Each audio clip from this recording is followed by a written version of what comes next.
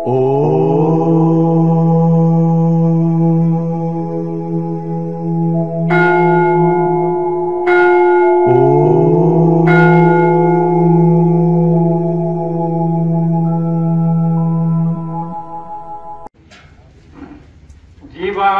వివరోని తావు తెలియుమా చావు పుట్టుకలేని స్థలము చేరుమా. ఏం చెప్తుందో సావని పుట్టని యొక్క స్థలాన్ని చేసుకోమంటున్నాం. మానవ జనం సామాన్యంగా రాదు. ఈ మానవ జనం వచ్చిందంటే ఒక్కసారి విచారణ చేసుకోవాలి. విచారణతోనే జ్ఞానం కలుగుతుంది. చావు పుట్టుకలేని స్థలము చేరుమా.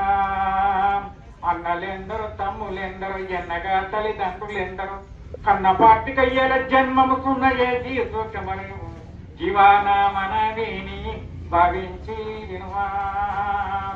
చావు పుట్టుగా లేని తలము చేరుమా. ఆలు పిల్లలు నిన్ను ఆదుకోలేరు, చాలు నీ దూతాలు కరుణించబోరు. ఆలెవరు పిల్లలెవరు? రుణానుబంధ రూపేణ పశు పత్ని సుతాలయ రుణ క్షేయాన్ని కాదత్ర పరిదేవన. నువ్వు పుట్టిన తల్లి గర్భం నుంచి పుట్టగానే బాల్యంలో ఆడపాటల మీద, యవనం స్త్రీల మీద, కనక కాంక్షల మీద, మరి వృద్ధాపం రోగాల మీద ఇట్లనే కాలం గడుస్తుంది. మళ్ళీ చచ్చినాక మళ్ళీ పునర్జన్మకి పోతున్నాం. అడు పిల్లలు నిన్ను ఆదుకోలేరు. చుట్టూ బాలు ఉన్నా భార్య ఉన్నా కానీ ఎముడు వచ్చి తీసుకుపోయేటప్పుడు నేను ఆపలేడు. యమశ్చ కరుణానాస్తి క్షణం చిత్తం క్షణం విత్తం క్షణం జీవితం ఆవయో. నిన్ను ఎవరు ఆపడు. ఆలు పిల్లలు నిన్ను ఆదుకోలేరు, కాలు నీ దూతాలు కరుణించబోరు. మేలి బంగారు రంగు మిద్దెలు మేడలు నీ వెంట రావిక. ఎంత పెద్ద మేడ కట్టు, ఎంత పెద్ద బిల్డింగ్ కట్టు, సువర్ణ వేసి రంగుగా వేయి. ఎన్ని రోజులు ఉన్న 100 సంవత్సరాలు అవసరం. ఏది బిల్డింగ్ మరి శరీరానికి 100 సంవత్సరాలు అవసరం. ఆ తర్వాత మళ్ళీ కూలగొట్టి కట్టవలసిందే వాసు పూజ చేసి. అందుకనే వేలి బంగారు రంగు మిద్దెలు మేడ ఏమన్నా తీసుకపోతున్నా మనం బాగా చెప్పు. పుట్టేటప్పుడు మానవుడు పిడికిలు పట్టుకొని పుట్టాం, పోయేటప్పుడు రిక్వెస్ట్ చేస్తాం పడతాం. అంటే ఉపమానం చెప్తున్నాం. వేరే విధంగా అపడం చేసుకోవచ్చు. ముందట డబ్బులు కొట్టుకుంటూ పోతాం, ఎలుక ఏడ్చుకుంటూ పోతాం. ఆ ఎంత పెద్ద గొప్ప శ్రీమంతుడే గాని ఆ తాళ్ళు తీసుకొని విద్ర గుంజి కట్టురా పాడే మీద. అప్పుడు బయటోళ్ళు ఎగురుతుంటారు, ఆ చేతులు ఊపుతుంటారు. నేనేం తీసుకపోతున్నా, ధనం నాది అనుకున్నా, ద్రవ్యం నాది అనుకున్నా, ఇల్లు నాది అనుకున్నా, ఒరు నాది అనుకున్నా, ఏది కాదు అనుకున్నా. అయితే ఇక్కడ ఒక ఉపమానం వస్తుంది చెప్తున్నా. ఒక ఊళ్ళో ఒక గొప్ప శ్రీమంతుడు చనిపోయాడు. చనిపోతే ఊళ్ళందరూ కలిసి గొప్ప వాడు కదా, ఎన్నో ఇక్కడ ప్రేమ పొందేది కదా, ఈ శివాన్ని చక్కగా అలంకారం చేసి తీసుకొని పోతుంటే ఒక ఆయన ఏం చేసిండు, మంచిగా అలంకారం తీసుకొని పోతుంటే ఆడ కూర్చుని ఆయన ఏం చేసిండు, ఒక 50 రూపాయలు చెప్పులు కొనుక్కుంటూ పోతాయి. ఆ చెప్పులు కొనుక్కొని తొడుకొని పోతుంది. కొంత దూరం పోయినాక వర్షం మెల్లిగా సన్నగా వర్షం స్టార్ట్ అయింది. నిన్న వర్షం పడే కదా అట్లా స్టార్ట్ అయినాక ఆ డప్పులు కొట్టుకుంటే ఇరుగు పూట బయట పోతుండు. దూరం పోయినాక కొంత అయింది. ఇతడు ఏం చేసిండు, కొత్త చెప్పులు కదా తడిసిపోతాయి కదా, ఏం చేయాలని చెప్పి ఏం చేసిండు, అక్కడ పోతా ఆయన దోస్తు ఇల్లు ఉంది. పోయి అరే నా ఏదో పేరు పెట్టి పిలుస్తాం. పిలువగానే అరే మా దోస్తు వచ్చి రారా ఇంత చాలా అయిపోతుంది, టిఫిన్ చేసుకొని పోయి వెళ్ళిపోతున్నాం. అంటే మా ఊళ్ళో మా దోస్తులు చనిపోయినాడు, ఇట్లా అలంకారం చేసుకొని శవయాత్రలో పోతున్నాను ఆయన. అంటే లేదే శవయాత్ర పోయేటప్పుడు పోయి చేయదు, నేను మళ్ళొచ్చేటప్పుడు వస్తాను. మరి ప్రేమగా ఎందుకు వచ్చామంటే ఆ చెప్పుల మీద పెట్టుకుంటా, అరుగు మీద పెట్టుకుంటా. ఆ అరుగు మీద పెట్టుకుంటే సరే అక్కడ పెట్టుకొని నువ్వు పోయేటప్పుడు తీసుకుంటాను. ఈ శవాన్ని తీసుకుంటాను. కొంత దూరం పోయినాక ఏమవుతుంది, ఆ వర్షం దొడ్డు వస్తుంటారు. దొడ్డు రాగానే అక్కడ కొంతమంది పెద్దలంతా కలిసి ఏమనుకుంటారు, అరే ఇంత మంచోడు ఇంత పేరు చేసుకున్నాడు, ఎక్కడెక్కడ తిరిగిపోయింది రోడ్డు, ఇలా జరిగిపోయాయి కదా, మరి ఎవరైనా ఈ శవాన్ని అరుగు మీద పెట్టుకుంటే బాగుండే కదా అని ఒక అని అక్కడ మా దోస్తున్నాడు పెట్టుకుంటాడు, అక్కడికి తీసుకుపోదామంటారు. బాగా యాదొచ్చుకోరు. ఏది ఇది ఎవరు భూమి నాది ఎటన్న భూమి పట్టుకున్న నవ్వు, దానహీను శుద్ధనము నవ్వు, కాలహీను ఇంటి కాలును నవ్వురా విశ్వదావిరామ.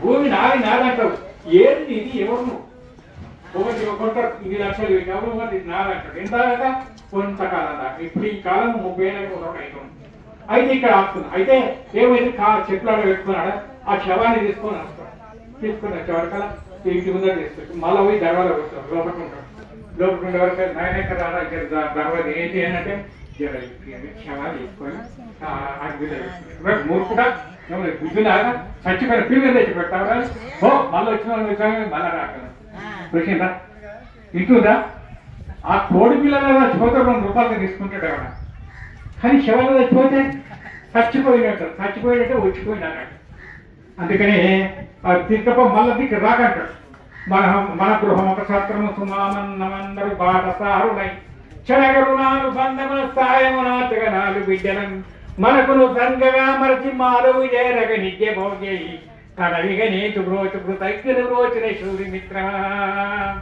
భార్య ఎవరు పిల్లలు ఎవరు బంధువులు ఎవరు అంత పూర్వజం అప్పులో ధనము ధనంబని కలువరించెదము ధనము నీకు బంధనమగురా ధనము వలనని చావు గోరుదురు కనయుల కంచని నమ్మురా కొడుకులు అంటుకుంటారు ఈ ముసలుడు ఎప్పుడు చచ్చిపోతారో ఉన్నదా అతను చేసుకున్నట్టు ఇప్పుడు కాలం నడుస్తుంది కదా మీరు చూస్తారు కదా ప్రాణవాయువు ఉన్నంతవరకే నిన్ను బంధువులరయుచు నుండురా ప్రాణము పోయిన వెనుక భార్యయే పట్టి చూడ భయమందునురా ప్రాణం ఉండి మంచిగా ఉంటేనే నేను అంతా చూస్తాను కానీ ప్రాణం పోయినాక ఎవడు దగ్గర కూడా ఆటల పాటల బాల్యము గడచము ఆపై యౌవన మగ్గునురా చిటికి మాటికి చింతయేతువిక శ్రీహరినేప్పుడు గొలుతురా ఎంత చక్కని చెప్పిస్తాడు ఆటల పాటల ఆటలు పాటలల్లా బాల్యం అంతా గడుస్తాయి యవనము స్త్రీలను ధనకాంక్ష మీద కలుస్తాయి వృద్ధాప్యం ధనము గడి ఆయు అయితే కానీ వృద్ధాప్యం యొక్క భయంకరమైన వ్యాధి ముసల్తనం తను ముడుంగు బాణగది దప్పును దంతములు చీకటలు గనువర్తిలించవుడు గమ్మును చొంగలు గారు మౌనం జనములు మాట చేయకొనరు సన్నిధి నుండు భార్య పుత్రుడు కొనగని చిత్తువెట్లు కడువట్లు జీవం అంటుంది ముసల్తనం ఎట్లుంటే చెప్పానా నువ్వే కట్టుకోవచ్చు ఈ బిల్డింగ్ కానీ నీ ఇంటి మీద కూర్చొని దమ్ముతుంటే ఎందుకు ఆఫీస్ పడుతుంటే కోపానికి వస్తాడు నువ్వు ఒళ్ళేనే అడిగేది ఇల్లేమందయ్యా నీ ఒళ్ళు నీరా శరీరం నువ్వా కావు ఎట్టరావు దీనికి అధిపతులు ఉన్నారు కళ్ళకి ఎవరు అధిపతి సూర్యుడు చెవులకి అధిపతి దిక్పాలకుడు వాక్కి అధిపతి సరస్వతి చేతులకి అధిపతి ఇంద్రుడు కాళ్ళకి అధిపతి విష్ణుమూర్తి ఎవరు నువ్వు ఆ పరమేశ్వరుని అంశం పంచభూత ఆకాశం వాయువు అగ్ని జలము పృథివీ ఎట్లా ఆకాశం నుంచి శబ్దం పుట్టింది ఇప్పుడు మనం మాట్లాడే మాట ఆకాశం ఉండే పట్టిన శబ్దం మాట్లాడి మీకు వస్తుంది మీకు ఆత్మనాకాశ ఆకాశ వాయు వాయు అగ్ని అగ్ని జలగని దప్పులు దంతవులు చీకలు గనువర్తిలించవుడు దంతవులు ఉడతాయి కళ్ళు నిలబడాయి దంతములు కంచెములు గలుగారు మోహనం ముఖం నుంచి సొంగలు కాస్తుంటాయి కొడుకునే అంటావు విద్యార్థి ఇస్తారా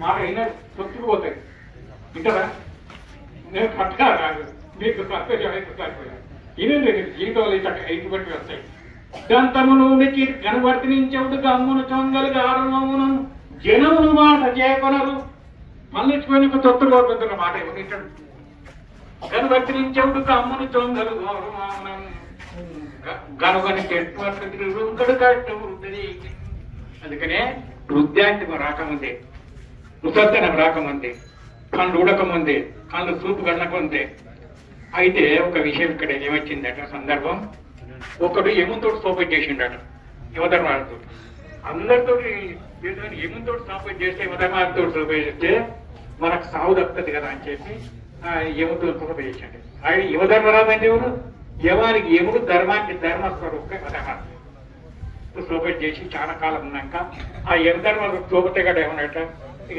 యమధర్మ తన లోకానికి పోయేటప్పుడు నాయన నేను ఇప్పటి నుంచి ఈ పుణ్యకారం రామ కృష్ణ శివ నారాయణ కేశవ అని ఎంత కనుకోవాలి. ఇప్పుడు నేను మంచుకున్నా యుక్తవతులను మంచిగా భోగాలు అనుభవిస్తానని అన్నాడు. మనిషికి 3 వస్తాయి, యోగి భోగి రోగి, ముగ్గురు మేల్కుంటారు. యోగి యోగాభ్యాసంతో కాలం గడుపుతాడు, భోగి భోగాలతో కాలం గడుపుతాడు, రోగి రోగాలతో అనుభవిస్తాడు. అర్థమవుతుందా?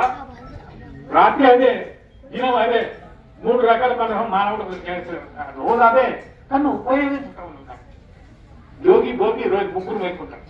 అయితే అప్పుడు ఏమంటాడు, సరే నాయన నేను చెప్పంతా కానీ మరి జాగ్రత్త ఉండు, నా ధర్మాన్ని పాటిస్తాను, ధర్మానికి ధర్మస్థానం కదా, మరి తప్పకుండా నేను చెప్పంతా జాగ్రత్త. సహాయం ధర్మం రాదైనా ఇంకా నాకేనైతే అతని వారికి కనీసం పిల్లలు భార్య పిల్లలు మమ్మల్ని ఉంటారు, ఇద్దరు భోగాలు అనుకుంటారు, రోగం మీద ఆశపోలే. అప్పుడు మళ్ళీ భార్య చేసుకుంటాడు, ఇంకా సంతానం కట్టాడు. ఇక ఆఖరికి ఈ ఎక్కువ భోగాలు తొందరగా వృద్ధాపం వచ్చేస్తుంది, తప్పవాత వచ్చాలు కట్టి మృత్యు వల్ల పడతాడు. అప్పుడు ఎవరు వాళ్ళు ఏమైనా అడవాళ్ళు పోయిస్తారు, వాళ్ళని పోయి ఫలాన్ని ఆ మనిషిని తీసుకురాకపోయి తీసుకొచ్చి వచ్చి పడతాడు. వాడు ఏమంటాడు, ఎవరు మీరు ఎందుకు వచ్చాడు, నేను ఏమో ధర్మాలు తోలిచ్చాడు, నేను తీసుకున్నాను. నేను ఎవరితో తెలుస్తా అన్నాడు. ఎవరు నేను ఎవరైనా పక్క దోస్తుని తెలుసా నాకు చెప్పాను. అయితే పోయిన ఇంకొక మాట పడిపోయినా, మరి నేను పోతున్నా కానీ నేను పోయినప్పుడు నలుగురిని తోలిస్తా, జాగ్రత్తగా ఉండవు. తోలిచ్చినప్పుడు జాగ్రత్తగా ఉండకపోతే ఎట్లయితే అదంతా కాదు, కైలోకుండా పోయి ఈ స్థూల శరీరం నడిపోయినంత సూక్ష్మ శరీరం అనుదొక్కుంటాయి. అక్కడికి పోతాడు. పోయినాక ఆయన ఏం చేస్తాడు, అక్కడ చిత్రగుప్త కూడా అంటాడు. చిత్రం అంటే ఫోటో, గుప్త అంటే వివరంగా తీసుకో, చిత్రగుప్తుడు అంటారు. మరి ఈ గుప్తంగా ఎవరు తీస్తున్నాయా? ఆకాశము, వాయువు, అగ్ని, జలం, ఇవి చెప్తున్నాయి. నీ ఇంటికి తాళం వేస్తుండొచ్చు, నీ ఇంటికి తాళం వేస్తుండొచ్చు, అని చేస్తుండొచ్చు, కానీ నీ శరీరానికి తాళం వస్తలేదే. మరి ఎవరు చెప్తుండ్రు? మరి అక్కడ 5 వారాలు 2 బిడ్డలు ఉంటారు. పొద్దున కూడా తింటారు, సాయంకాలం కూడా తింటారు. ఎవరు ఏ పాపం చేస్తున్నారు, ఎట్లా చేస్తున్నారు, ఏం చేస్తున్నారు, వీటి ఇంద్రియాలు ఏం అన్ని చెప్తున్నాయి. అందుకే చెప్పింది, ఇంద్రియాంబులని గ్రహింపవలను, మన సారి అంతా ఇంద్రియాంబులం అట్టు పెట్టవలను, జీవాది ఇంద్రియంబుల దుడుకు నిలుపవలను, ఇంద్రచంద్రులు హాని దేవతలు ఇంద్రియంబుల సుఖము కోరి సంఘటములను పొందిని సర్గమేమో తెలియరైని మాట వినవే మాయ జీవమ, నీలోన సద్గురుబాట ఎరిగి మోక్షముందున. అన్నిటికన్నా ఇంద్రియ జితేంద్రియం కావాలి. అయితే అప్పుడు ఏం చేస్తాడు, ఈ అక్కడ ఏమయ్యా, అప్పుడు అక్కడ ఏమయ్యా మదపడాలా, నువ్వు ధర్మం తట్టినవు కదా, ఇదే నా పద్ధతి అంటాడు. ఏంటంటే నువ్వు నేను ప్రాణం వెళ్ళిపోయే ముందే నువ్వు చెప్పాను, ఒక్కళ్ళు తోలేదా ఇట్లా చేసినావు. అయ్యో మర్చిపోయిన వాళ్ళు తోలించిన, నువ్వు మర్చిపోయినా. ఎప్పుడు తోలించినావు? ముందుగా తెల్లోని తోలించాను. తెల్లోని అంటే తెలియచాను.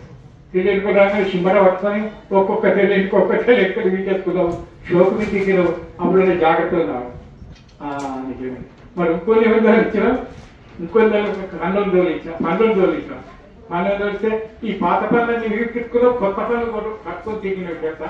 మరి అప్పుడు జాగ్రత్తగా ఉన్నావా? ఇద్దరు వచ్చి జాగ్రత్తగా ఉన్నావా? లేదు. మరి 3వ రోజు కన్నులు తోలిస్తున్నాం. పనులు కళ్ళు డాక్టర్ పోయి కళ్ళు తుడుచుకొని మంచిగా చోపు దిగినావు. అప్పటికైనా రామ కృష్ణ శివ నారాయణ అన్నావా? అంతేదే. మరి 4వ కట్టె, ఆ కట్టె పట్టుకుని ఒమ్ముకుంటా దిగుకుంటా దిగినావనే రామ కృష్ణ శివ నారాయణ కేశవ అన్నవా? అవి వాళ్ళు చూసి అందుకని అన్నాడు, పరమదయానిదే పతిత పావన నామ హరే కంటూ సుస్థిరమతులై సదా భజన చేయుమాకుల పాట దూరిన శిరము దాతు మీరటకు చేరకుడకి ముందు తింకడో చరములగా పెట్టునట దాశరథి కర్ణాపయోని. ఎవడైతే యమపట్లు వస్తుంటే పరమాత్ముడు యమధర్మరాజు హెచ్చరిస్తుండట, పరమదయానిదే పతిత, ఏ పరమేశ్వర కృష్ణ అంశంలో ఉండేటువంటి వాళ్ళకి మంచి కాంతిగా ఉంటారు. వాళ్ళు పుట్టుకతోటే భగవన్నామం, భగవత్ సంకీర్తన, భగవద్ధ్యానం అవుతాయి. మామూలుగా కాదు, అదే అనేక జన్మలకు ఉండే సంస్కారం వల్ల భగవద్గీత శతకోటి జన్మ పుట్టుతాయి. 3 కోట్ల జన్మలు ఉంటేనే ఒకరు భక్తులు అవుతాం, అందరిని రాదు. అయితే అప్పుడు ఆయన ఏమంటాడు, ఎప్పుడైతే 14 ఏళ్ళు నింటాయని 10 లాగా ఇస్తాడు. ఇక ఇంకొక 2 ఏళ్ళే ఉంటాడు ఈ పిల్లగాడు. అయితే ఊరికే ఈ పిల్లగాడి చిన్నప్పటి నుంచి ఆ భగవన్ నామ సంకీర్తన చేసుకుంటా, చిన్న చిన్న విగ్రహాలు చేసుకుంటా, ఆరాధన చేసుకుంటా, నామ సంకీర్తన చేసుకుంటా, కొంత సంఘాన్ని ఐక్యత చేసుకుంటా భజనలు చేసుకుంటా ఈ భగవన్న కాలం గడుపుతుంటాడు. గడుపుకుంటా తల్లి చూసి పంపించాడు. తండ్రికి మాత్రం శాంతి ఉండదు.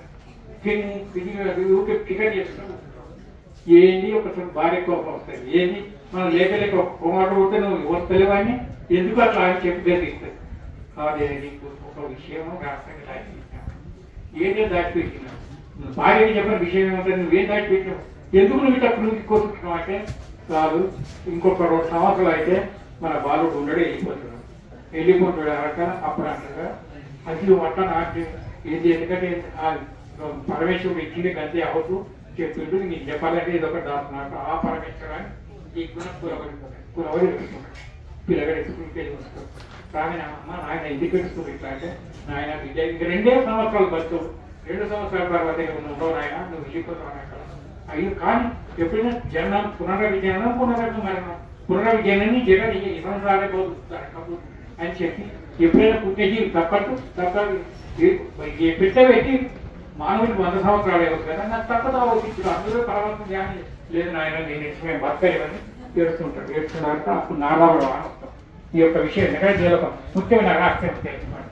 అయితే నారదుడు వస్తుంది. నారదుడు వచ్చి ఏ కథ అంటే కథ కానీ నారదాన్ని ఏం చేయాలని మేము ప్రసాదించామంటే అక్కడ ఒక ఉన్నదమ్మగారు ఏం చెప్పంటే ఎవరు లేని ఈ పిల్లగాడు సాక్షి దండం పెట్టాం విన్నావా చూసాక నమస్కారం వల్ల సంస్కారం బలపడుతుంది. సర్వదేవ నమస్కారం చేసిన ప్రతి వారికి నమస్కారం చేయాలి. నమస్కారం ఏం నడుచుకోవాలి పిల్లలకు సాక్షి నమస్కారం గురువులకు విన్నావా. అయితే అప్పుడు ఏం చేస్తాడు ఈ పిల్లగాని చెప్తాడు ఎవరు వచ్చినా నమస్కారం చేయాలి కదా. ఇక అక్కడికి సప్తమహారులు వస్తారు. ఎవరు వచ్చినా సాక్షంగా నమస్కారం దీర్ఘాయుష. అయితే మహాత్ముల వాక్కు ఒట్టిగా పోదు. మనసు వాక్కు ప్రాయం గిరముతాడు. వాక్కు అయితే వాక్కు పున్న పదం వాడి కత్తికి లేదు. మారగలడు మనిషి మాట వలన జార వలదు నోరు జాగ్రత్త శబ్దంలో కొంత శక్తి అన్నమాట. కొందరు ఇష్టం వచ్చినట్టు మాట్లాడకూడదు. వాక్కు సన్నివేశం చేసుకోవాలి. అయితే అప్పుడు ఏం చేస్తారు సాక్షంగా పోయి దండం పెట్టిన వాళ్ళు దండం పెట్టుకుంటే అందరికీ దండం పెట్టుకుంటే వారి కల అక్కడ వశిష్ఠుడికి దండం పెట్టబోతాడు. నాకు దండం పెట్టకూడదు. వశిష్ఠుడు నా కళ పెడతాం. చిన్న అబ్బాయి నవ్వుకుంటా సంతోషం గురించి దండం పెట్టుకున్నాడు. మీరు ఎందుకైనా నమస్కారం తీసుకుంటలేరా అని అవసరం ఆయన అంటాడు. లేదు మీకు తెలియదు నీ వాక్కు వ్యర్థమైపోయింది. పరమేశ్వరుడు ఇచ్చిండు ఆయనకు 16 ఏళ్ళు అవుతే ఇక్కడ 2 ఉంటుంది నీ వ్యర్థమైపోయింది. అయితే నా ప్రపంచం ఫినిషింది కదా ఎట్లా అని బాధపడి ఎట్లా చేద్దాం ఏంటంటే సరే బ్రహ్మదేవతానికి తీసుకపో తప్ప బ్రహ్మదేవుడు ఏమంటాడు వస్తుంది తప్ప ఆయన బ్రహ్మ ఎప్పటికీ ధ్యానం ఉంటాడు కదా. ధ్యానం చిన్న పిల్లగాడు దాదాపు పెద్ద పోయినప్పుడు ఆయన పాదాల మీద తల పెట్టి దండం పెట్టాడు. దండం పెట్టి దీర్ఘాయుష 3 సార్లు అంతకాల ఒక ఫిట్ పరాకుడు చూడాడు. అయ్యో బ్రహ్మదేవం అయిపోయింది పైన వీళ్ళు అంటారు. అనవసరం ఏంది ఆ పిల్లలంటున్నదే 16 ఏళ్ళు అవచ్చు. దీర్ఘాయుష 3 సార్లు నేను బ్రహ్మదేవుని అవసరం వచ్చినట్టు నా యొక్క విజయ తలకింద అవుతుంది. ఎట్లా చేద్దామంటే వీళ్ళు తపస్సు చేపిస్తున్నాడు. అప్పుడు ఏం చేస్తారు శివమంత్రం పంచాక్షరి మహామంత్రం ఉపదేశించి అప్పుడు తపస్సు చేస్తారు. అయితే ఇక్కడ ఏం చేస్తారు తపస్సు చేయడానికి భగవద్గీత అభయం సత్వ సంస్కృతి ధ్యాన యోగ వసతి దానం దమచ్చ స్వాధ్యాయంతవాద్యం అహింసా శక్తి నక్షర త్యాగ ఇచ్చాంతి రమేషణం దయా భూకేశం మాధవం వీరచాపనం తేజ క్షమా దుఃఖిచ్చవిక మా ద్రోహో నాటిమానిక భవన్ సంపదవుతాయి మవిటార్థం భగవద్గీతలో 16 అధ్యాయంలో చెప్పారు. ఈ 3 శ్లోకాలు దైవ సంపద ఉన్నారు. జ్ఞానం అందరికి పట్టువాడు రాక్షస గుణం ఉన్నవానికి ఈ జ్ఞానం అనేది పట్టువాడికి ఈ దైవికమైన లక్షణాలు రాదు. అందుకని ఇక్కడ ఏం చెప్తున్నావు ఒక అభయం సత్వ సంశుద్ధి జ్ఞాన యోగ వ్యవస్థితి నిర్భయత్వం ఇచ్చాడు పరమాత్మ. అక్కడ ఎప్పుడైతే భగవంతుని ధ్యానం చేస్తాడో వాడు నిర్భయత్వం ఇచ్చాడు. భక్త మార్కండేయుడు ఎంతో ప్రహ్లాదుడు ఎంత నిర్భయించాడు. కొండలకి దింపేసినా నిర్భయించాడు. అంటే పరమాత్మ తన హృదయం ఉన్నాడు కనుక అయితే అప్పుడు ఏమంటాడు సరే అని తపస్సు చేస్తాడు. తపస్సు చేసి తపస్సు పొందాడు. శివాలయం పంచాక్షరి జపం చేస్తుంటే వరకాల అప్పుడు యమధర్మాలు పైన చూస్తాడు. చిత్రగుప్త ఈ రోజు భూలోకంలో ఎవరిని తీసుకురాలంటే అయ్యా మార్కండేయుని తీసుకురాలన్నాడు. మార్కండేయుని తీసుకురా అప్పుడు నేను బట్టలు తోలిస్తాడు. ఆ తపశక్తి వల్ల అగ్నిజాల ప్రజలిస్తున్నాయి. ఆ స్వామి సామాన్యుడు కాదు, ఆ భక్తుడు మహా జ్ఞాని అంటే ఆయన పోయి ఇది కాదంటే సరే నేనే పోతాను. ఇప్పుడు ధర్మరాజు ఎలక్తాను వస్తాను, వచ్చి దానకాళ్ళు ఆడతాడు.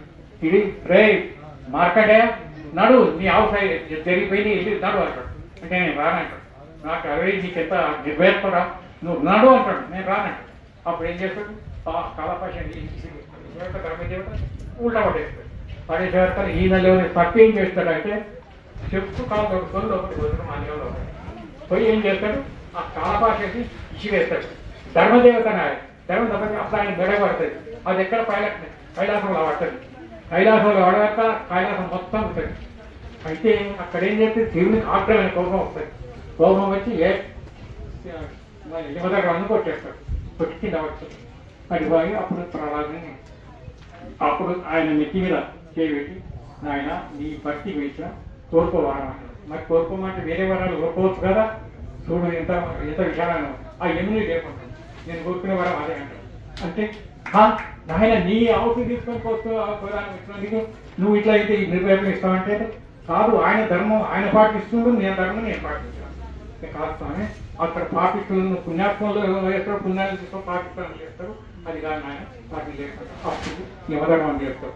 అప్పుడు ఆయన స్వామి నాకేం ఏం పొరపాటు నువ్వు ఇచ్చిన పరాజయం లాగితే అరాజన అవసరం నేను ఆయన తీసుకపోయి వచ్చిన మీకు నాకు ఇట్లా పెట్టినట్టు కాదు కరెక్టే, కానీ అహం మంచిది కాదు. నేను యమధర్మాలు లేదా అని చెప్పి గుర్తుకొచ్చి నా గుళ్ళి పాద అడుగు పెట్టి నా భక్తుడిని దగ్గర ప్రవేశిస్తావా. సో ఇప్పటి నుంచి అది పదార్థం ఎలా అవుతుంది నువ్వు ఇది చేయలేదు అని ఏం చెప్తాడు. పరమదయానిదే అదే ఇదే పాట ఈ పద్యం. అదే అంటే ఏ రామ కృష్ణ శివ నారాయణ ఏ భక్తుడైతే సండ చేస్తాడో వాన్ నీకు ఓతే అంతే నీకు ఇదే శిక్ష. అందుకనే ఉదాహరణ రాదు. ఇప్పుడు జపమాల ఉన్నా నొక్కి విభూతున్నా కానీ అదే యమధర్మ రాదు అక్కడికి రాదు. విభూతి ఎంత నేను ఇంత పెద్దగున్నా నేను దొడ్డుకున్నా ఎత్తున్నాను అనుకుంటావు, కానీ నీ ఆవుశల్యం అంటే ఎంత కలవడుతుందో చూసినావా. ఒక నీ జీవి ఎంత కలవడు ఎర్ర జీవ నీకేమి అంత కలవట్టు. మన ఆత్మ ఎక్కడ పోతుంది, ఎక్కడ వెళ్తుందో మీకు తెలుసా? మీకు అందరికీ తెలుసు తొందరగా. అయితే ఎక్కడ పోతుంది, సూర్యలోకం పోతుంది. సూర్యలోకం పోతుంది. సూర్యలోకంకి వెళ్ళి అక్కడే దాడులు ఉంటాయి మానవునికి. సూర్యాటకం బట్టి నిత్యంగా పీడపాశం అపుత్రోడవపుత్రం ధరితో ధనవాన్వైద్యం అమితం బల్పానంచ కరోద్రే వైద్యనే సప్త జన్మ వై ద్రవీ జన్మ జన్మ తగిప శ్రీతైలస్వామి సందగ్య ద్రవ్యజ్ఞే నవాలి శోభతోరేగచ్చతి. సూర్యాటకం చెప్తుండ్రు. రోజు పొద్దున్న లేచి ప్రత్యక్షంగా కనబడుతుండ్రు సూర్యుడు. నమస్కారం పెట్టండు. ఎట్లా అయితే ఇంకొక విషయం భగవద్గీతలో మరి ఆయన ఏం చేసుకుంటే ఇంకా మాట్లాడతారు. అయితే భగవద్గీత గురించి కొన్ని విషయాలు. భగవద్గీతని ఉపనిషత్తుల సారం. ఇది ముఖ్యమైన విషయాలు. గీత గురించి నాకు చెప్పాలి కదా, గీత గురించి చెప్తున్నాను. భగవద్గీత 4 వేదాల సారాంశం. ఒకటి ఋగ్వేదం, రెండవది యజుర్వేదం, మూడవది సామవేదం, నాలుగవది అధర్వణ వేదం. అయితే ఒక్కొక్క వేదానికి ఉపనిషత్తులు ఉన్నాయి. ఏది మొదటి వేదానికి 21, రెండవ వేదానికి 109, సామవేదానికి 1000 శాఖలు, అధర్మ వేదానికి 50 శాఖలు. మొత్తం 1180 ఉపనిషత్తులు. దాంట్లో ఏంటి మొట్టమొదటి 10 ఉపనిషత్తులు చాలా గొప్పవి. ఈశకేన ఘట ప్రశ్న ఉండ మాండిక వ్యక్తిని అయితే ఏంటి ఆరణ్యకం కదా. అయితే ఇది యోగశాస్త్రం. ఇది అక్కడ ఏం చెప్పారు, యోగం అన్నారు. యోగం అంటే ఏం యోగం అంటే మీకు తెలుసా? యోగం అంటే జీవాత్మకు పరమాత్మకు ఐక్యత అన్నమాట. ఎట్లయితే జీవాత్మ పరమాత్మకు దైవాత్మ సంబంధంగా ఇప్పుడు చెప్తాం కదా, 3 శ్లోకాలు చదివినాం కదా. మానవులోని అసలు గుణాలు ఉన్నాయి. గోవులు పెద్ద పుళ్ళు ఒకటా ఉంటాయా? ఉండే కదా. మరి అసలు గుణాలు దైవ గుణాలు ఉంటాయి. అసలు గుణాలు దొలగాలి, తొలితే దైవ గుణాలు ఉంటాయి. ఇక్కడ ఏం చెప్పిండ్రు? 3 శ్లోకాలు దైవ లక్షణాలు చెప్పిండ్రు. ఒక్క అహంకారం, బలం, దర్భం, కామం, క్రోధం, పరిజ్ఞానం, మూర్ఛ, నిర్మోక్షాతో బ్రహ్మ భూయాకాలు చెప్పారు. అహంకారం ఉండదు, బలం, దర్భం, నేనైనా అహంకారం ఉండదు. ఈ అహంకారం అన్ని దుఃఖాలకు మూలం. ఎన్ని అహంకారం ఎన్ని రకాల కుల మతం, ధనమతం, యవన మతం, రూప మతం, విద్యామతం, అధికార మతం, అష్టవిధాల మతాలు ఉంటాయి. కానీ ఏది నువ్వుగా. అందుకనే చెంబడది అందు జమించ వ్యాపుండు పాండంబులో నటుండు కలిగిన పుట్టల మాలికి పుట్ట సంకుండక చండాల యువతికి సంభవించే మాండవ్యముని కప్ప నుండి యోద్భవం అయ్యే కౌండవ్యమును నీ ముంటగయ్యే గాఢకమ్మునమును గాకేయుడు జయించే కులమేది స్థలమేది గోత్రమేది కులము నిందగనేల సద్గుణమైన చాలు ఎంచు వేద మతము చాటించిన కవికపూర వ్యాసాస్త్రమాస్తర విహార పరమ కారుణ్యమలయాల గురువైన చెంబడ సిరి అందుకు జన్మించేవాడు వ్యాసుడు ఎవరు కూర్చుండమ్మా చెంబడసి అంటే బెత్త చెంబడసి అందు జన్మించే వ్యాసుడు బాండములో నగచుండగలిగే పుట్టలో వాల్మీకి పుట్ట సాయంకుండక ఇక వాల్మీకి చరిత్ర తీసుకుంటే అదొకటి ఉంది కానీ చాలా అవుతుంది అయితే వాల్మీకి పుట్టలో వాల్మీకి పుట్ట సాయంకుండక చండాల యువతికి సంభవించే మాటవ్యము కప్ప నుండి యుద్ధమయ్యే ఖండవ్యము నుండి ఉండగలిగే ఘాటవంగున ముందు పెద్ద పెద్ద మహావిష్ణులు కూడా తక్కువ జాతి ఎందుకంటే జాతి గొప్పది కాదు నీతి గొప్పది జన్మనా జాయతే శూద్ర కర్మణ జాయతే ద్విజ వేద బాటా పిత్రస్థ బ్రహ్మజ్ఞాన పుట్టుకతోటి తక్కువ జాతిలో పుట్టాడు కానీ ఆచరణ వల్ల కష్టపడి నేర్చుకోవాలి నేను గర్వకారణంగా చెప్తున్నాను నేను భగవద్గీత మొత్తం కంఠపాఠం చేసుకుంటాను చిన్నప్పుడు 20 సంవత్సరాల వయసులో కూడా ఎందుకంటే గీతనే సమస్తం ఉంటాడు 701 శ్లోకం మేము కంఠపాఠంగా చదువుతాం పుస్తకం లేకుండా పెద్ద పెద్ద సభలో చదవదు అందరూ చెప్పో కంఠంలో చదువుతున్నాం అనుకుంటారు పుస్తకం వంతు పెట్టుకుంటా అంతే కానీ మొత్తం గీతకు మించింది లేదు గీత వల్ల రాత మాత్రం ఆచరణ వల్ల మోక్షం సిద్ధిస్తాయి భగవద్గీత 1180 ఉపనిషత్తుల స్థానం ఎందుకు చెప్పుడు ప్రతి అధ్యాయం గీత యొక్క అర్థం చెప్తున్నా గిటారం త్యాగ రూపం సాత్ సకారం తత్వబోధకం గీతావాక్యమిదం తత్వం జయం సర్వముఖ్యమే ఏం చెప్పింది మొట్టమొదటి గీతారం గీత యొక్క అర్థం తెలుసుకోండి త్యాగం తత్వబోధకం త్యాగం అంటే ఏం త్యాగం చెడుకున్నాను త్యాగం చేయాలి తత్వం అంటే నిన్ను నువ్వు ఎవరైనా తెలుసుకోవాలని చెప్తుంది గీతావాక్యమిదం తత్వం హరి ఓం కృష్ణార్పణ ఇంకనే మీకు ప్రతినిత్యం భగవద్గీత పారాయణం చేయండి గీత ఉపనిషత్తుల సారం ప్రతి అధ్యాయానికి అంతంలో ఏం చెప్తున్నారు ఇది శ్రీమద్ భగవద్గీత ఉపనిషత్తు బ్రహ్మ విద్య యోగశాస్త్రం చెప్తున్నారు యోగశాస్త్రం ఇట్లా చెప్పుకుంటూ వస్తున్నారు మీరు